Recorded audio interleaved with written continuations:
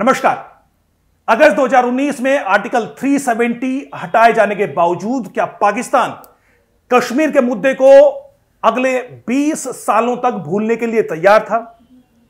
क्या पाकिस्तान इस बात को भी मानने के लिए तैयार था कि वो आगे से भारत में दहशतगर्दी को बढ़ावा नहीं देगा? क्या आर्टिकल 370 हटाए जाने के बावजूद पाकिस्तान भारत के साथ ट्रेड करने और क्रिकेट खेलने के लिए डेस्परेट था? और क्या इन सभी घोषणाओं को करने और पाकिस्तान के साथ नए रिश्ते शुरू करने के लिए भारत के प्रधानमंत्री मोदी अप्रैल 2021 में पाकिस्तान के दौरे पर जाने वाले थे? ये कुछ ऐसे सवाल हैं जिस पर पाकिस्तान के मीडिया में पिछले 2-3 दिनों से जबरदस्त चर्चा जारी है। और ये चर्चा का दो कारण है। इसमें पाकिस्तान के दो बड़े अखबारों ने दो बड़े कॉलम लिखे हैं जिसमें इस बात का कोट एंड कोट खुलासा किया है कि ये सब चीजों को करने के लिए पाकिस्तान की स्टैब्लिशमेंट यानी पाकिस्तान की आर्मी, जिसमें पाकिस्तान की सरकार भी शामिल थे, उसके लिए राजी हो चुकी थी।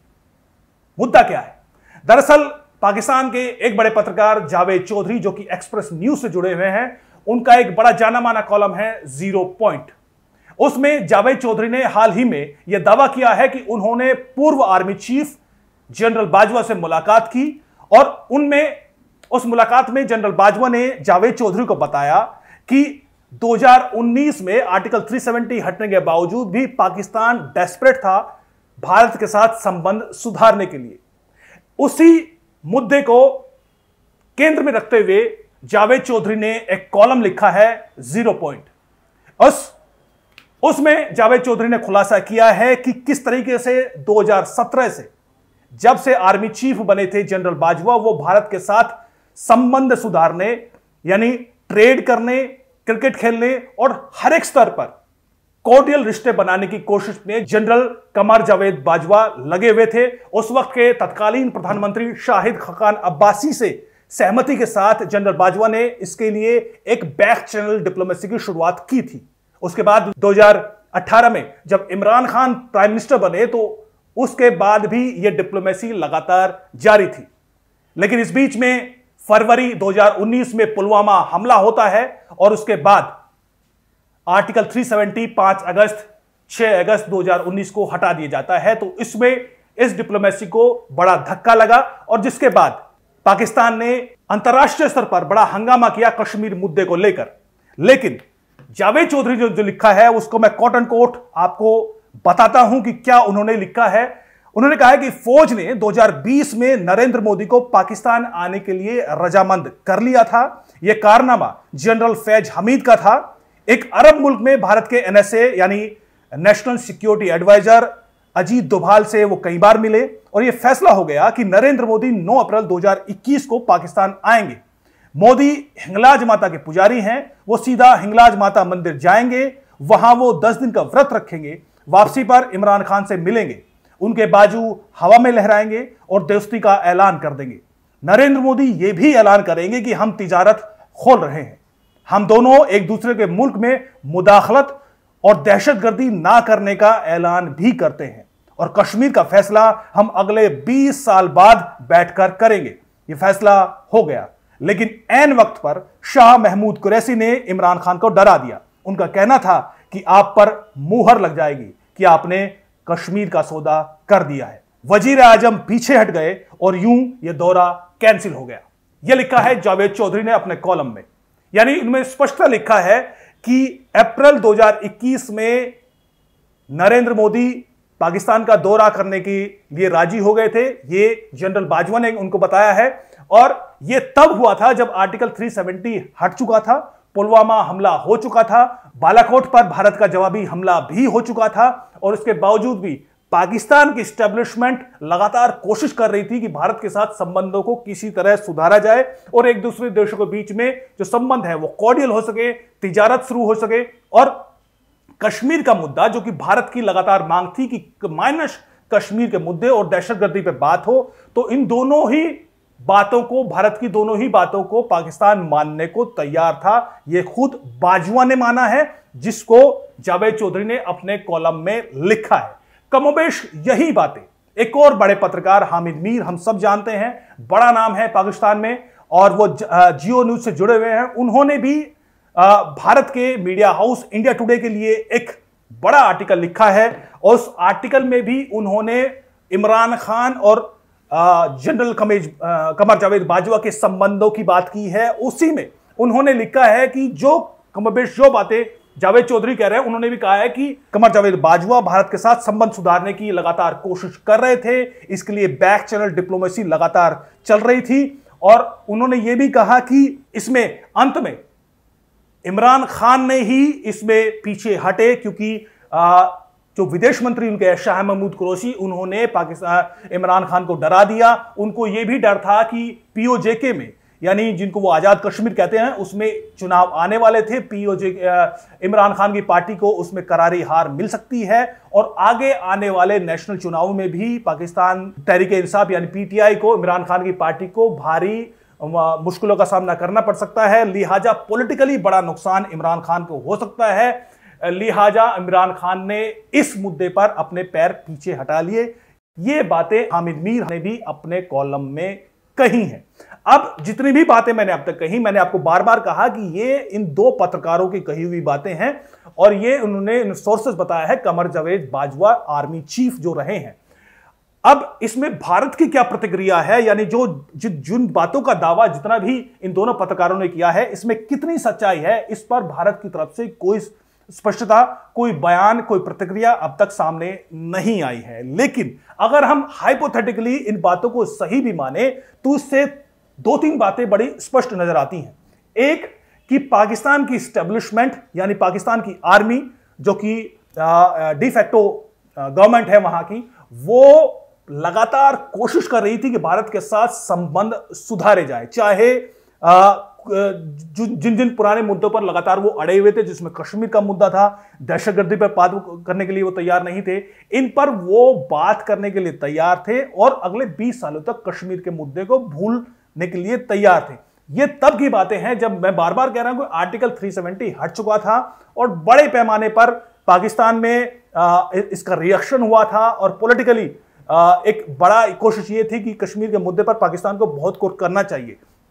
लेकिन पाकिस्तान की स्टैब्लिशमेंट इसको जानती थी कि अब वो कुछ ज्यादा कश्मीर के मसले में कुछ ज्यादा करने के लिए की क्षमता उनमें नहीं है, वो कुछ उसमें नहीं कर पाएंगे। इस बात को स्टैब्लिशमेंट बेहतर तरीके से समझती थी। लिहाजा 1972 में जो 1971-72 में जो समझौता भारत के साथ शिमला समझौता हुआ था और इंदिरा गांधी के बीच में और भुट्टो के बीच में, कि दोनों देश ही कश्मीर के मुद्दे पर मिल बैठ के बात करेंगे, यूएन में इसको बार बार नहीं उछाला जाएगा, उसी पॉइंट पर पाकिस्तान आने वाला था और उसी पे आके वो ये कहने को तैयार था कि अगले 20 सालों तक हम कश्मीर के मुद्दे को भूल जाएंगे। इसमें एक चीज स्पष्ट ये भी नजर आती है, क्योंकि पाकिस्तान एस्टेब्लिशमेंट ये जानती थी कि इसमें बहुत ज्यादा कुछ करने की गुंजाइश अब बची नहीं है। अब कश्मीर में जो होना था वो हो चुका है। अब असली मुद्दा यह भी है कि पीओजेके का नंबर अगला हो सकता है, पाकिस्तान ऑक्यूपाइड जम्मू कश्मीर या फिर पीओटीएल यानी Pakistan occupied territories of Ladakh. ये दो क्षेत्र हैं जो कि पाकिस्तान के अवैध कब्जे में हैं।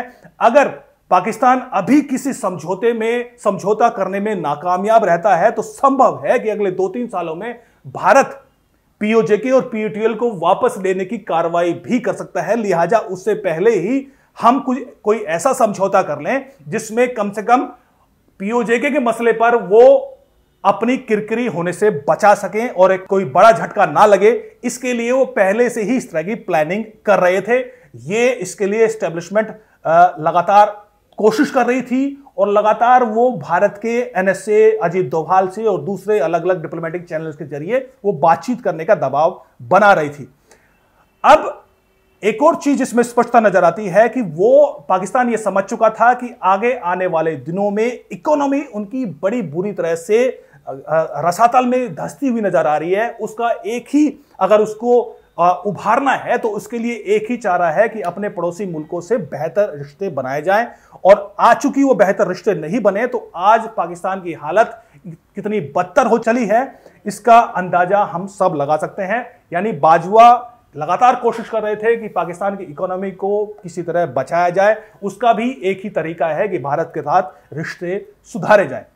दूसरा बड़ा मुद्दा है कि दहशतगर्दी पर पाकिस्तान मानने को तैयार था कि वो आगे से किसी तरह की दहशतगर्दी को बढ़ावा नहीं देगा। ये वो पक्ष है, ये वो मुद्दा है जिस पर भारत लगातार बात ये कहता रहा है कि अगर बात होगी तो दहशतगर्दी पर पहले बात होगी, पाकिस्तान को उस पर कार्रवाई करनी होगी। तो पाकिस्तान इस पर भी बात मानने को तैयार था। ये एक बड़ा विन विन सिचुएशन है भारत की तरफ से, और अगर ऐसा होता है तो निश्चित तौर पर भारत को भी और पाकिस्तान को भी एक बड़ा फायदा होने वाला था, क्योंकि कश्मीर में जिस तरीके से, जम्मू कश्मीर में पाकिस्तान की स्टैब्लिशमेंट जिस तरीके से आतंकवाद को बढ़ावा देती है, जाहिर है उससे जम्मू कश्मीर की जो डेवलपमेंट है उसको एक बड़ा झटका लगता है, और अगर पाकिस्तान उस पर मान जाता तो निश्चित तौर पर यह एक बड़ी विन विन सिचुएशन होती। सरकार जो अपनी तरफ से सुरक्षा एजेंसियां करती है वो तो है ही। और तीसरा बड़ा जो इसमें बात है वो ये कि नरेंद्र मोदी 9 अप्रैल 2021 को पाकिस्तान जाने वाले थे। इस पर यह बात कितनी सच है इसे तो कहना मुश्किल है, क्योंकि भारत की तरफ से कोई स्पष्टता इस पर नहीं दिखाई दी है। लेकिन इतना तय है कि अगर हम पहले की 2 बातों को माने, जो टाइमिंग है इस दौरे की वो बड़ी दिलचस्प है, क्योंकि जैसा कि इन्होंने अपने कॉलम में भी कहा है कि वो हिंगलाज माता जाने वाले थे।